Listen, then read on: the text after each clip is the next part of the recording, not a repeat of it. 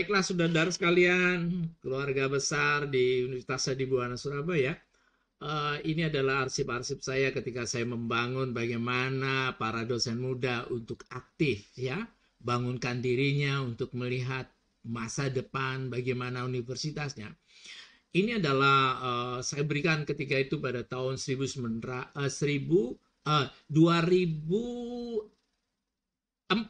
ya, sebelum ketika itu Pak Rektornya adalah Bapak Sutiono. Dan itu yang saya berikan kepada mereka agar mereka lebih senang untuk melihat itu. Silakan untuk menyaksikan saudara-saudaraku sekalian yang berbahagia. Dan ini nanti tidak lama, hanya 15 menit saya sampaikan dan terima kasih kehadirannya di channel saya. Biasanya saya di channel Kuda Bejo, kuliah daring bersama Joko. Tetapi untuk yang kali ini tidak, saya akan bercerita tentang yang satu ini, saudara-saudara sekalian, yakni bagaimana kita memiliki pandangan jauh ke depan untuk bangun diri untuk para dosen muda di lingkungan Universitas Adibuana Surabaya. Dan ini saya inginkan saya sumbangkan kepada mereka dari pikiran-pikiran yang saya gali dari beberapa buku, kemudian ini juga saya mampirkan istilahnya, saya mampirkan di blog saya yang sudah sering dibuka oleh saudara-saudaraku sekalian. Bangun diri, kita harus pandang jauh ke depan. Bagaimana kita mempunyai perspektif ke depan untuk melihat kita, diri kita dan lingkungan kita, inward looking dan outward looking, agar kita menapak suatu arah yang jelas ya. Itu yang harus dikembangkan oleh kita sekalian. Kemudian perlu diketahui bahwa ini adalah alasan pemaaf, ini adalah apologizing saya bahwa gambar, visual, foto-foto yang ada di slide ini bukan merupakan karya saya semata, melainkan unduhan dari dunia maya. Ini pengakuan dosa saya bahwa saya mengambil gambar-gambar di dunia maya, kemudian saya aplikasikan untuk memperindah slide ini. Baik, kita selalu mengarah ke depan, jadi mengarah ke quality. Ketika kita mengarah ke kualitas, itu satu hal. Kita tidak boleh membenci orang yang lebih hebat daripada kita. Kita harus menghargai orang yang memiliki kelebihan daripada kita dan kualitasnya lebih bagus, yang disebut dengan appreciation of quality. Begitu kita mengapresiasi kualitas seseorang menjadi bagus, maka kita terikut di dalamnya. Itulah sebagai modal dasar kita untuk pertama kali melangkah adalah appreciation of quality. Saudara dosen muda di lingkungan Universitas Adibuana yang saya hormati, bagaimana membangun semangat baru. Ini penting bahwa semangat baru. Jadi elan vital itu harus ada pada diri kita sehingga kita bisa menangkap resonansi kebaharuan. Ada sesuatu kemajuan kita bisa insight di dalamnya sehingga kita tidak ketinggalan kereta. Ini yang dibangun semangat kita. Bagaimana membangun semangat kita? Ya, kita sering mengupdate pikiran kita, membangun jalinan yang luar biasa, dan kita insight kepada suatu kegiatan-kegiatan yang sangat luar biasa, yang kompleks tentunya. Kemudian yang berikutnya, saudara dosen muda yang saya hormati, visualizing. Ini ada clarity, sesuatu yang akan dicapai. Target yang harus dicapai, harus tahu kita mau kemana kita. Langkah awal kita apa? Kita harus punya yang kita namakan action plan dalam diri kita. Setiap saat kita lakukan. Nah, visualizing adalah mencari kejelasan. Kita berada di mana? Positioning kita. Kita bagaimana dengan kelompok-kelompok yang lain? Bagaimana dengan saudara kita yang sekantor, sekampus? Apakah kita bisa komplementer? Atau bisa menjadi topping model. Jadi kita yang dari sekian-sekian yang average, Anda di atasnya memberikan wangian aroma yang sangat luar biasa dalam perjuangan. Itu yang harus dikembangkan. Lalu saudara-saudara, yang penting adalah futuristic thinking ya. Ini kita ingat pada pikiran Alvin Toffler bahwa seorang yang luar biasa itu adalah futuristik. Ya. Futuristik nanti ditandai dengan knowledge-nya yang bagus, wealth, kekayaan kalau ada ya. Kemudian yang ketiga dikaitkan dengan violent, kekerasan dalam mencapai tujuan. Berpikir futuristik. Jadi berpikir ke depan. Ini penting. Oleh karenanya benchmark kepada orang-orang yang pandai is okay.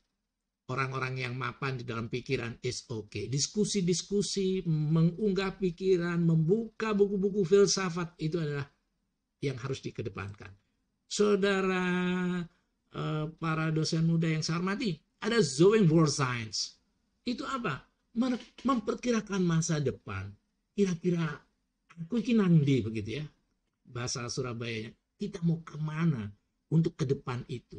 Kita harus punya perkiraan-perkiraan, kita harus punya planning-planning yang paling bagus. Oleh karena Zoeing World Science ini kaitannya dengan planning di masa depan. Ini yang perlu diketahui oleh saudara-saudaraku. Oleh karenanya kita sebut dengan proactive planning, rencanakan masa depan. Katanya ini, are you ready for tomorrow? Ini harus dikembangkan. Tidak boleh kita tinggal diam, meratapi kegagalan, tapi kegagalan untuk menuju ke depan. Ini bikinlah suatu perencanaan. Hanya perencanaan yang matang dan kerja keras yang mengantarkan sukses kita. Rencanakan masa depan, wahai para dosen muda di Universitas Adibuana Surabaya yang top marko top. Kemudian creative thinking.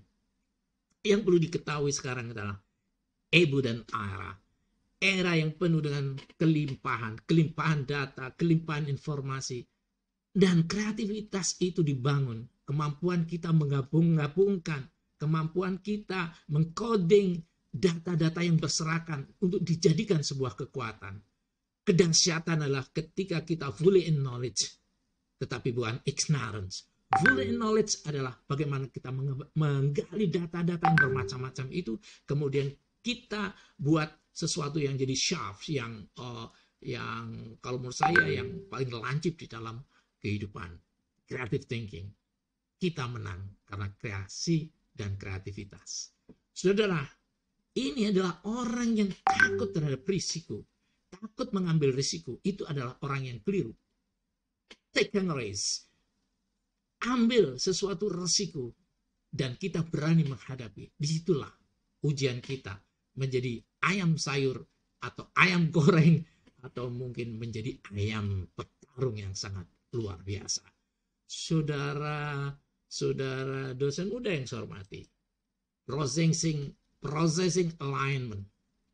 Hubungkan sasaran diri dengan sasaran kampus, sasaran organisasi.